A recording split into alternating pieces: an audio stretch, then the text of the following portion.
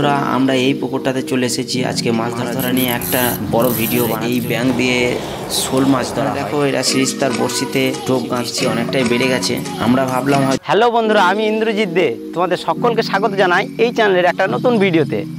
তো দেখো বন্ধুরা আমরা এই পুকুরটাতে চলে এসেছি আজকে মাছ ধরার জন্য। আর এই পুকুরটা মেইন রোডের ঠিক পাশেই। এর আগে অনেক শর্ট ভিডিওতে তোমাদের দেখিয়েছি ছিপ নিয়ে মাছ ধরার ভিডিও।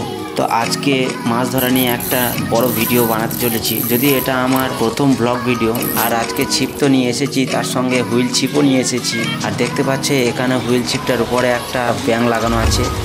এই ব্যাং অ্যাকচুয়ালি রাবারের, এটা অনলাইন থেকে অর্ডার করে নেওয়া হয়েছে। আর এই ব্যাং দিয়ে শোল মাছ ধরা হয়।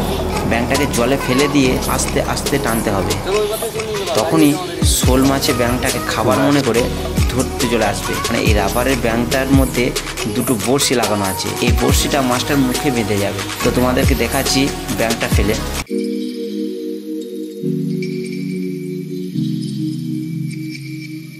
এখানে মনে হচ্ছে শোল মাছ নেই, থাকলে হয়তো ব্যাংটাকে খাওয়ার চেষ্টা করতো। তো ওদিকে দেখি ব্রজু আর সুবীর কি করছে। তো এখানে দেখো এরা সিরিস্তার বড়শিতে টোপ গাঁথছে, টোপের মধ্যে কেঁচো ও ময়দা গেঁথে দিচ্ছে। এরপর এই পুকুরের মধ্যে ছুড়ে দেবে।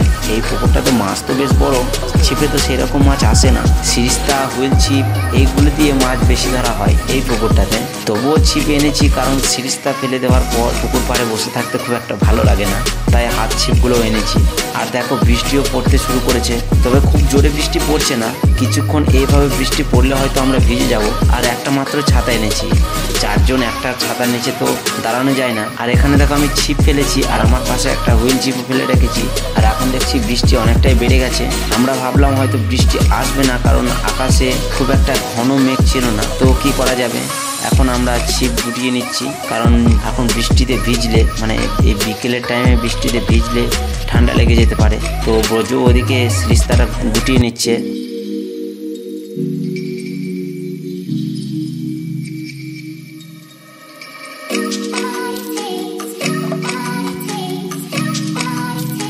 তো দেখো বন্ধুরা, প্রচণ্ড বৃষ্টি এসে গেছে, আজকে আর ছিপ ফেলানো সম্ভব নয়, তাই আমরা বাড়ি চলে যাচ্ছি।